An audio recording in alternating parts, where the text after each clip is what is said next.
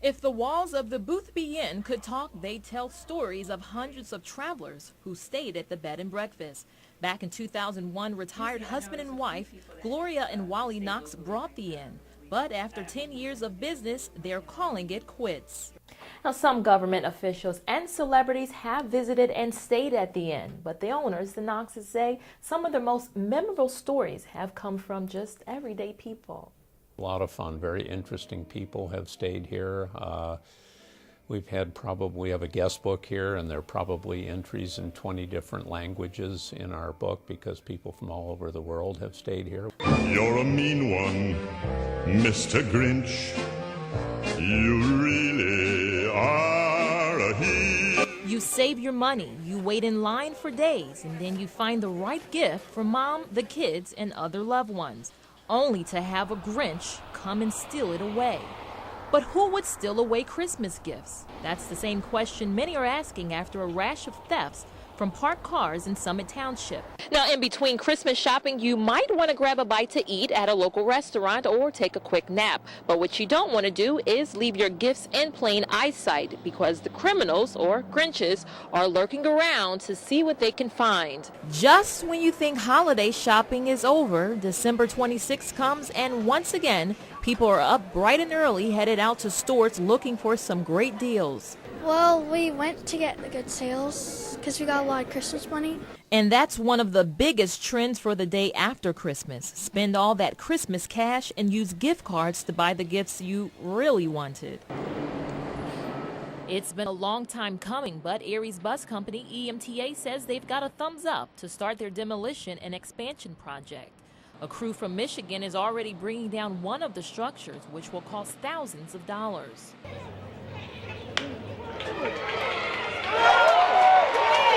The Seawolves have been a part of Erie for almost 18 years, and if it's up to their management, they'll be here for many more years to come.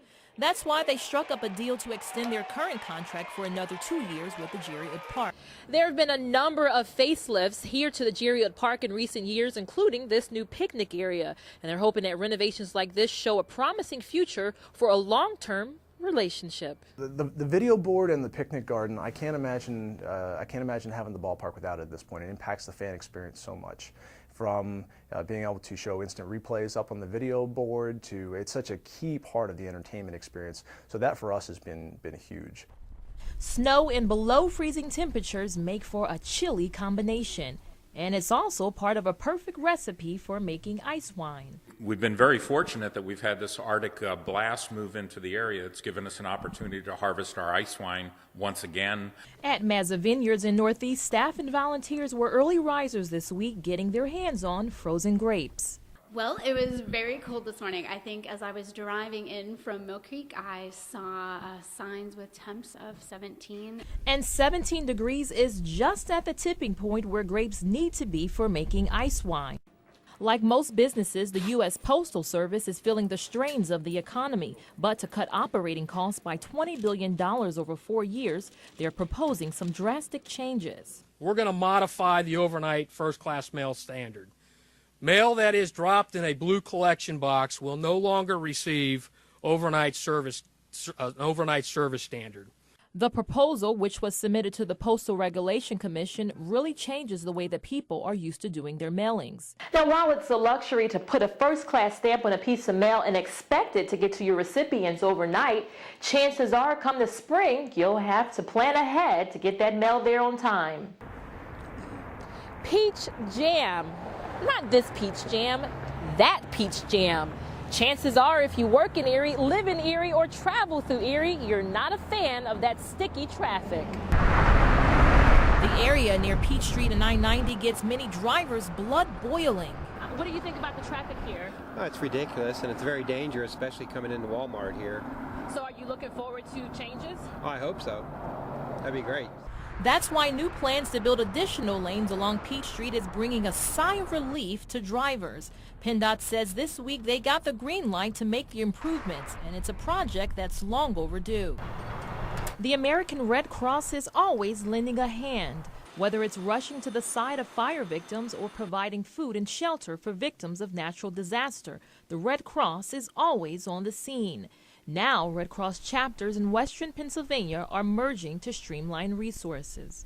Now, while this merger may seem like another big city entity coming to take over a local agency, executives with the local Red Cross say it's not the case, and it's a really good thing for the area community. We're spending a lot of time preparing for something to happen, and we'll have the resources in our surrounding communities to come together in any one of these communities, and we can be a resource to them as they can to us. The tragic loss of Ashley Clark is hitting too close to home for school bus drivers across the county.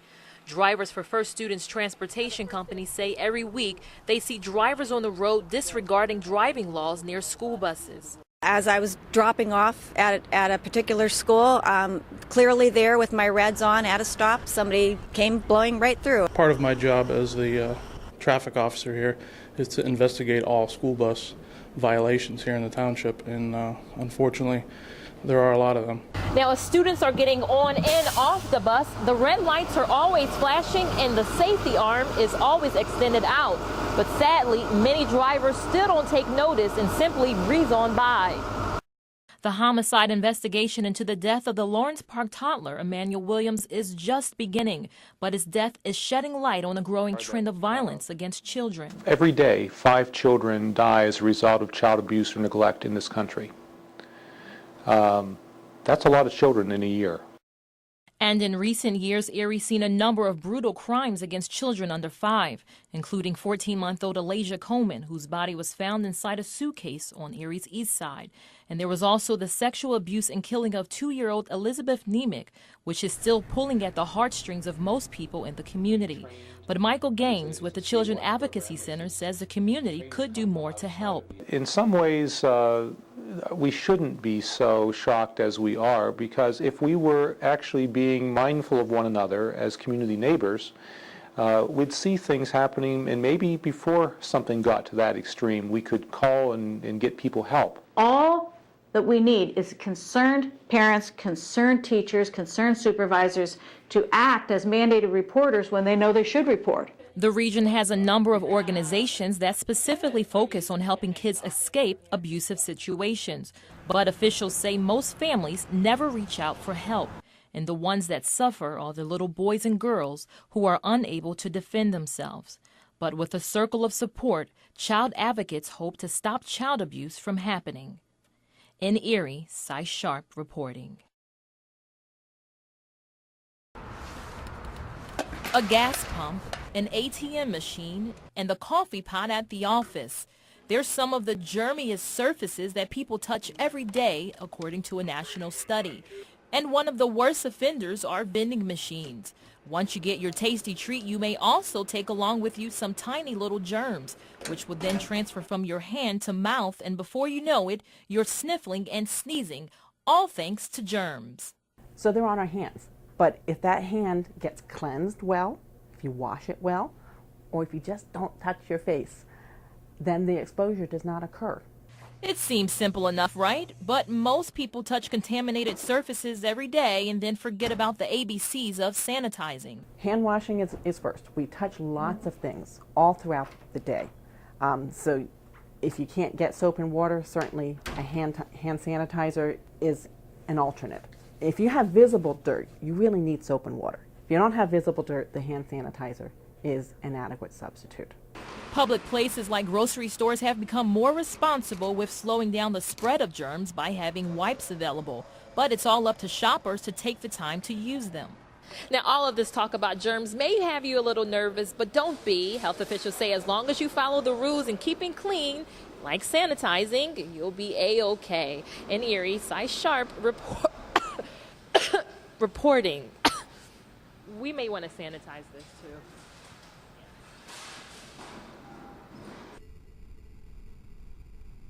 Willingness to go to jail. It's been almost 44 years since the world lost Dr. Martin Luther King Jr. Let's march! 4 decades later, millions still remember his legacy. Locally, people celebrated his life with an annual walk through Perry Square. For many, it's a way to honor his work. To treat everyone the same, we have to keep the dream of Dr. Martin Luther King alive and realize all of our similarities and that everyone has something to contribute to the melting pot. It was the 22nd year Erie's MLK Center organized the march. It brought out community groups, students, and politicians, all remembering the messages of equality and hope Dr. King always spoke of. Well, I think, it pays homage to the significant impact that Dr. King had. We need to be able to recognize the greatness that was put forth and the sacrifice that was put forth. And this is just one way that we can honor him. Over 700 people marched from Perry Square here to the MLK Center. For them, they say it was more than just a day off from school or from work. It was about remembering this man's dream. Well, I think this day off, we need to be involved in activities. This is a significant holiday. Dr. King is the only African American that has a holiday that is celebrated across the nation. As the movement for equality continues today, community leaders say it's up to the masses to speak out on issues impacting the people every day. Then Dr. King's life and example would not be in vain. Dr. King was assassinated in 1968, and he said we would face some long, dark days ahead of us. And I would say if we look around today, we face many of the challenges that Dr. King gave his life for, right here in our own community, in our own state, and in our own country. Leaders say there's still work to be done to realize Dr. King's dream, but with another successful march here in Erie, they're hoping that it's a positive sign of progress in the right direction. In Erie, Cy Sharp reporting.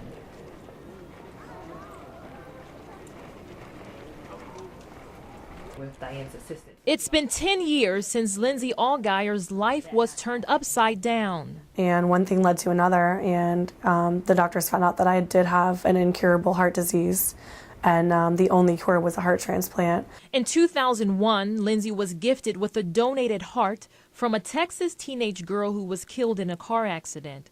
Lindsay says the donation was bittersweet. On one hand, it gave her another chance at life, but the new heart also reminded her of the young life that was lost. And over the years, Lindsay has been profiled on a number of news stories, and she even got a chance to meet the parents of her donor on the Tyra Banks show. The father of the teenage donor even had a special part in Lindsay's wedding. And every day, she says she's thankful for the blessing she received. And it's all because the 16-year-old Texas girl was registered as an organ donor. And for whatever reason, she was very serious about being an organ donor. And she never knew what was going to happen, but she was very serious about being an organ donor, and she thought it was very important. And she got all of her friends to do it. And it's just so crazy to me that she was that on fire about doing it at such a young age. I don't know whatever made her think that way. But if she hadn't, I wouldn't be sitting here. Because of the transplant, Lindsay was given a second chance at life. She's hoping this New Year's Eve, hundreds of others in Pennsylvania will also commit to registering to become an organ donor. Now, of course, becoming a registered organ donor is something that you can do today. And hopefully, years down the line, it's something that can impact someone's life forever. So many people want to give, especially this time of year, and so many people want to think about how to pay it forward, and there's no other way I can think of that would be better than to make that decision to pay it forward and to not only save someone's life, but their entire family and all of their friends and everybody that person comes in contact with and touches. That's what you're saving. In Erie, Cy Sharp reporting.